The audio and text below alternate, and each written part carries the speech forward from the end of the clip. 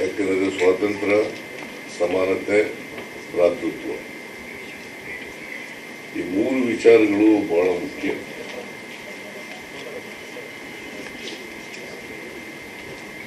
ಯಾಕೆ ನಾವು 75 ವರ್ಷಗಳಾದರೂ ಕೂಡ ಸಂವಿಧಾನ ಬಂದು ಇನ್ನೂ ಅಸ್ಪೃಶ್ಯತೆ ಹೋಗಿಲ್ಲ. ಇನ್ನು ಅನೇಕ ಕಡೆಗಳಲ್ಲಿ ದೇವಸ್ಥಾನಗಳಿಗೆ ಒಳಗಡೆ ಬಿಡಲ್ಲ.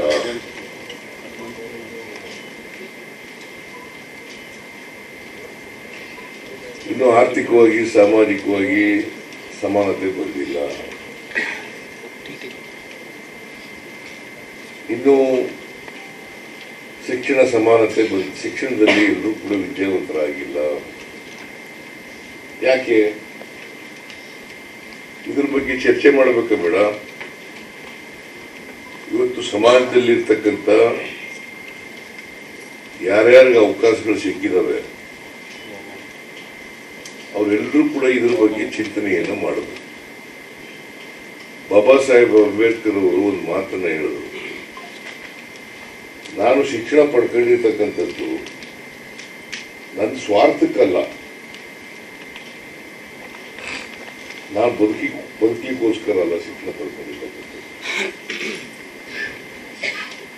ಈ ಸಮಾಜದಲ್ಲಿರ್ತಕ್ಕಂಥ ಎಲ್ಲ ಜನರು ಯಾರ್ಯಾರು ಅವಕಾಶಗಳಿಂದ ವಂಚಿತರಾಗಿದ್ದಾರೆ, ಯಾರ್ಯಾರು ಸಾಮಾಜಿಕ ರೋಗಗಳಿಂದ ನರಳುತ್ತಾ ಇದ್ದಾರೆ, ಅಸಮಾನತೆಯಿಂದ ನರಳುತ್ತಾ ಇದ್ದಾರೆ, ಆ ಸಮಾಜದ ಬಿಡುಗಡೆಗೋಸ್ಕರವಾಗಿ ನಾನು ವಿದ್ಯೆಯನ್ನ ಸಂಪಾದನೆ ಮಾಡಿರ್ತಕ್ಕಂಥದ್ದು. ಇದನ್ನ ಪ್ರತಿಯೊಬ್ಬರು ಕೂಡ ಅರ್ಥ ಮಾಡ್ತಿರ್ತಾರೆ. ಈಗ ಇಂಥ ಸಂವಿಧಾನ ಒಂದು ಬರದೇ ಹೋಗಿದ್ರೆ ಈ ದೇಶದಲ್ಲಿ ನಾವ್ಯಾರು ಇಷ್ಟು ವಿದ್ಯಾವಂತರಾಗಲಿಕ್ಕೆ ಸಾಧ್ಯ ಆಯ್ತಿಲ್ಲ. ನೀವ್ಯಾರು ಕೂಡ ಸಾಹಿತಿಗಳಾಗ್ಲಿಕ್ಕೂ ಸಾಧ್ಯ ಆಯ್ತಿಲ್ಲ. ಸ್ವತಂತ್ರವಾಗಿ ಚಿಂತನೆ ಮಾಡ್ತಕ್ಕಂಥವ್ರು ಕೂಡ ಬರಲಿಕ್ಕೆ ಸಾಧ್ಯ ಆಯ್ತಿಲ್ಲ. ಆಯ್ತಿತ್ತ? ಅನೇಕ ವರ್ಷಗಳ ಕಾಲ, ನೂರಾರು ವರ್ಷಗಳು, ಸಾವಿರಾರು ವರ್ಷಗಳ ಕಾಲ ಮನುಸ್ಮೃತಿ ಜಾರಿನಲ್ಲಿತ್ತು ಅಲ್ವಾ? ಮನುಸ್ಮೃತಿ ಪ್ರಕಾರ ಜಾತಿ ವ್ಯವಸ್ಥೆ ಜಾರಿನಲ್ಲಿತ್ತು. ಈ ಜಾತಿ ವ್ಯವಸ್ಥೆ ಇದೆಯಲ್ಲ, ಇದರಿಂದ ಸಮಾಜದಲ್ಲಿ ಅಸಮಾನತೆ ನಿರ್ಮಾಣ ಆಯಿತು. ಬೇರೆ ಯಾವುದೇ ಕಾರಣದಿಂದ ಅಸಮಾನತೆ ನಿರ್ಮಾಣ ಆಗಲಿಕ್ಕೆ ಸಾಧ್ಯ ಆಯ್ತಿರಲಿಲ್ಲ. ಈಗ ಬಹಳ ಜನ ತಿಳ್ಕೊಂಡಿದ್ದಾರೆ, ವಿದ್ಯಾವಂತರು ಕೂಡ ತಿಳ್ಕೊಂಡಿದ್ದಾರೆ. ಇನ್ ಯಾಕಪ್ಪ ಬಟ್ಟೆ ಇಲ್ಲ, ಊಟಕ್ಕೆ ಆಹಾರ ಇಲ್ಲ, ವಾಸಕ್ಕೆ ಮನೆ ಇಲ್ಲ ಅಂತಂದ್ರೆ ನಮ್ದು ಹಿಂದಿನ ಜನ್ಮದಲ್ಲಿ ಮಾಡಿದ್ದು ಕರ್ಮ, ಆ ಕರ್ಮದಿಂದ ಹಿಂಗೆಲ್ಲ ಆಗ್ತಿದ್ದೀವಿ ನಾವು. ಇದನ್ನು ಬಿತ್ತಿ ನಂಬ್ಕೊಳ್ಳೋ ರೀತಿ ಮಾಡಿ ಮತ್ತೆ ಹಿತಾಸಕ್ತಿ ಮಾಡ್ತೀವಿ.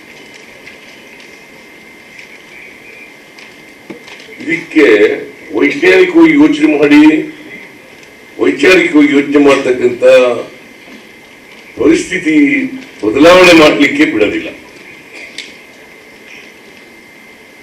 ಅದಕ್ಕೆ ಬಸವಣ್ಣವ್ರು ಏನ್ ಹೇಳ್ತಾರೆ ಅಂತಂದ್ರೆ, ಕರ್ಮ ಸಿದ್ಧಾಂತವನ್ನು ತಿರಸ್ಕಾರ ಮಾಡಿ ಅಂತ ಹೇಳ್ತಾರೆ.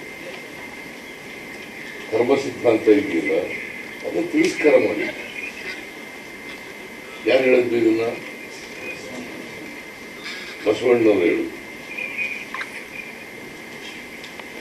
ಈ ಬಹಳ ಜನ ವಿದ್ಯಾವಂತರಿದಾರಲ್ಲ, ಈ ಕರ್ಮ ಸಿದ್ಧಾಂತವನ್ನ ತಿರಸ್ಕಾರ ಮಾಡೇ ಇಲ್ಲ. ನಿಮ್ಮಲ್ಲಿ ಎಷ್ಟು ಜನ ಮಾಡಿದಾರ ಗೊತ್ತಿಲ್ಲ ನನಗೆ. ಆಮೇಲೆ ಬಹಳ ಜನ ನಂಬಿಸ್ಬಿಟ್ಟಿದ್ದಾರೆ, ಮನೆಯಲ್ಲಿ ಹೇಳ್ಕೊಟ್ಬಿಟ್ಟಿರ್ತಾರೆ. ಪಾಪ ತಂದೆ ತಾಯಿಗಳು ಗೊತ್ತಿಲ್ಲ, ಹೇಳ್ಕೊಟ್ಬಿಟ್ಟಿದ್ದಾರೆ ಮಕ್ಕಳಿಗೆ. ನೀವ್ ಯಾಕೆಪ್ಪ ಹಿಂಗಾಗಿದ್ದೀಯ ಅಂದ್ರೆ ನಾನು ಹಣೆ ಬರ ಸ್ವಾಮಿ, ಹಣೆ ಬರ್ದನ ದೇವರು ಬ್ರಹ್ಮ ಬರ್ದ್ಬಿಟ್ಟಿದ್ದಾನೆ. ಬ್ರಹ್ಮ ಲಿಖಿತ,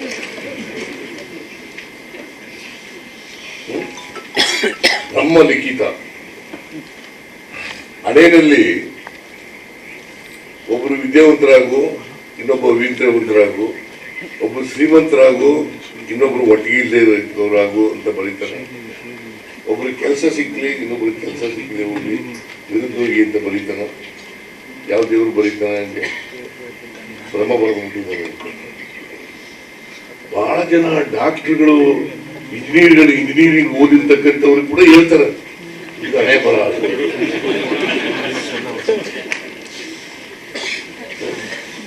ಮತ್ತೆ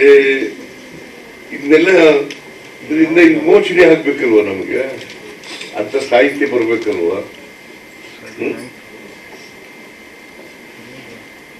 ಅಂತ ಸಂಸ್ಕೃತಿ ಬೆಳಿಬೇಕಲ್ವ ನಮ್ಮಲ್ಲಿ. ಈ ಸಾಹಿತ್ಯ, ಸಂಸ್ಕೃತಿ, ಇವೆಲ್ಲ ಈಗ ಇದ್ರ ಬಗ್ಗೆ ಯಾರು ಬರೀತಾರೆ? ಯಾರು ಇದರಿಂದ ನೋವು ಅನುಭವಿಸಿದಾರಲ್ಲ, ಇದರ ಪರಿಣಾಮ ಅನುಭವಿಸಿದಾರಲ್ಲ, ಅವ್ರು ಬರಿಬೇಕಲ್ವಾ? ಇದೇನು ಅವ್ರು ಯಾರು ಪಟ್ಟಭದ್ರ ಹಿತಾಸಕ್ತಿ ಬರೀಕ್ ಸಾಧ್ಯನ? ಪಟ್ಟಭದ್ರ ಹಿತಾಸಕ್ತಿ ಬರೀತಾರ? ಬರೆಯದೇ ಇಲ್ಲ ಅವರು. ಬಸವಣ್ಣ ಒಬ್ಬ ಮಾತ್ರ ಹೇಳಿದ್ರು. ಅದಕ್ಕೂ ಬಸವಣ್ಣವರು ಅವರ ಕ್ರಾಂತಿಯನ್ನು ಮುಂದುವರಿಸಲಿಕ್ಕೆ ಬಿಡ್ಲಿಲ್ಲ ಅವರಿಗೆ.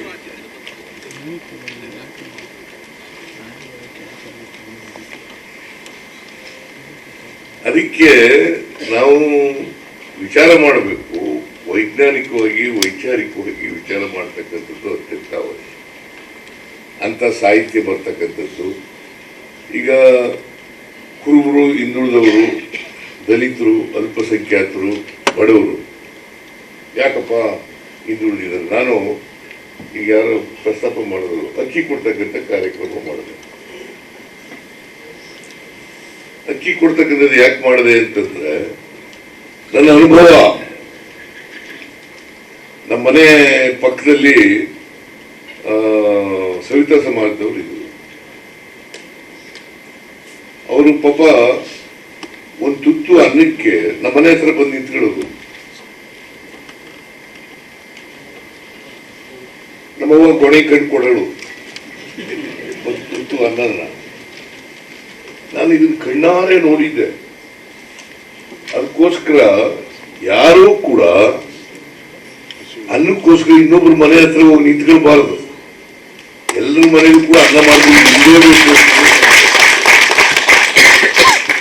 ಇಂಥ ಸಾಹಿತ್ಯ ಬರ್ಬೇಕು ಬೇಡ, ಇಂಥ ಅನುಭವ ನಿಮ್ಮಿಂದ ಮೂಡ್ ಬರ್ಬೇಕು ಬೇಡ. ಮತ್ತೆ ಇದು ಹೇಳವ್ರೆ ಯಾರು? ಬಹಳ ಜನ ಹೇಳಿದ್ರು ನನಗೆ, ನಮ್ಮ ಶಾಸಕರುಗಳೇ ಮಾತಾಡಿದ್ರು. ಸಿದ್ದರಾಮಯ್ಯನವರು ಅಕ್ಕಿ ಫ್ರೀಯಾಗಿ ಕೊಟ್ಬಿಟ್ಟು ಕೆಲ್ಸಕ್ಕೆ ಬಾರ್ಬೋದು, ಸೋಮಾರಿಗಳು ಮಾಡ್ಬಿಟ್ರು. ನಾನು ಒಂದ್ಸಾರಿ ಅಸೆಂಬ್ಲಿನಲ್ಲಿ ಹಿಂಗೆ ಚರ್ಚೆ ಬಂದಿತ್ತು. ಚರ್ಚೆ ಬಂದಾಗ ಹೇಳಿದೆ ನಾನು, ಈ ಪಾಪ ಬದುಕಿಲ್ಲ ಅವರು, ಇದನ್ನ ಪ್ರಸ್ತಾಪ ಮಾಡಬೇಕು. ಗುರುಪಾದ ಸ್ವಾಮಿ ಅಲ್ಲ,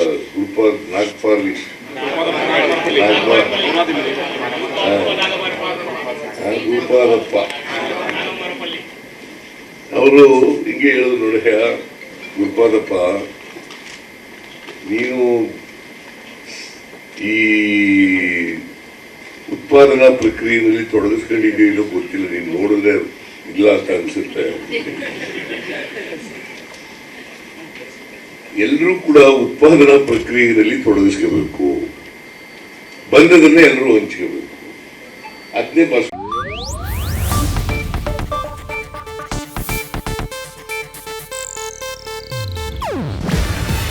ಇದು ಏಷ್ಯಾನೆಟ್ ನ್ಯೂಸ್ ನೆಟ್ವರ್ಕ್ ಪ್ರಸ್ತುತಿ. ನೀವು ನೋಡ್ತಿದ್ದೀರಾ ಏಷ್ಯಾನೆಟ್ ಸುವರ್ಣ ನ್ಯೂಸ್.